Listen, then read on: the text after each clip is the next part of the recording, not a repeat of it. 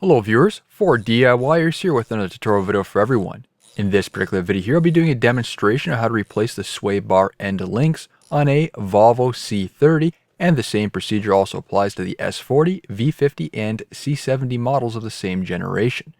This model is a 2007. This video is sponsored by Auto Parts Way. They have supplied me with the parts in order to produce this video. A link to the products will be included in the description below. Start by safely elevating the vehicle. This can be easily done by simply driving onto ramps. The vehicle does need to be on level ground from side to side so the sway bar isn't twisting and there isn't any tension. These cars do take two types of sway bar links. Be sure to look under your car before ordering the parts. Typically, worn sway bar links will clunk when cornering or going over bumps, and you may notice more body roll. As a visual inspection, you'll be able to see the space between the sway bar and rubber bushings. This means the bushings are compressed and are no longer able to hold firmly onto the sway bar, creating excessive movement.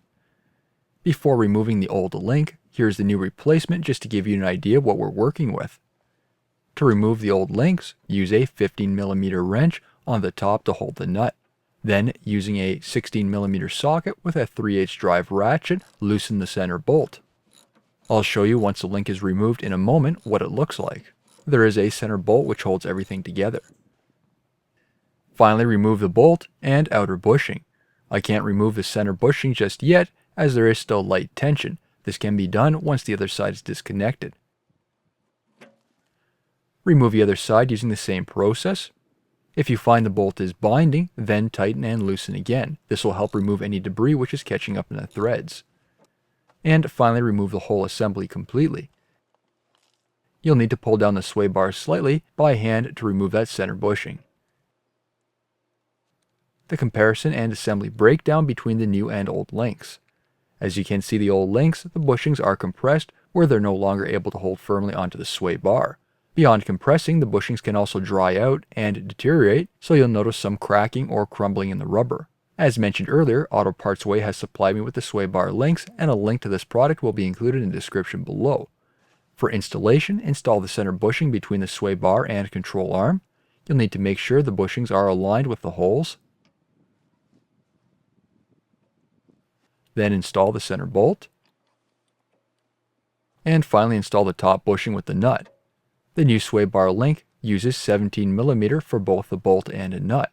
If you are having slight issues starting the nut, you can push the sway bar up by hand or maybe even use the assistance of a C-clamp.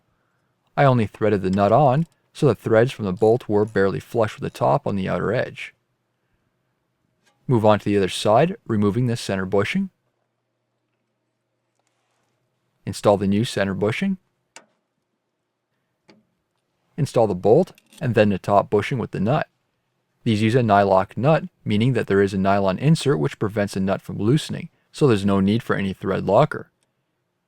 You may need to go back and forth and tighten up the links to ensure everything is seated correctly between the two. From what I've been able to find, the factory torque specifications are 25 Nm or 18 foot-pounds. Typically, what I do is tighten each sway bar link until they just start to compress on the bushings. If they're too tight, you'll end up either breaking the bushing or they'll prematurely fail. And now you're officially done. New videos are released every week on this channel. Be sure to hit that thumbs up button. It's a huge help to me, and leave a comment below if you found this tutorial helpful. Don't forget to follow my social media pages such as Facebook, Instagram, and Twitter to keep up to date with my latest projects. And if you're not a subscriber, be sure to also hit that subscribe button. Thank you for watching.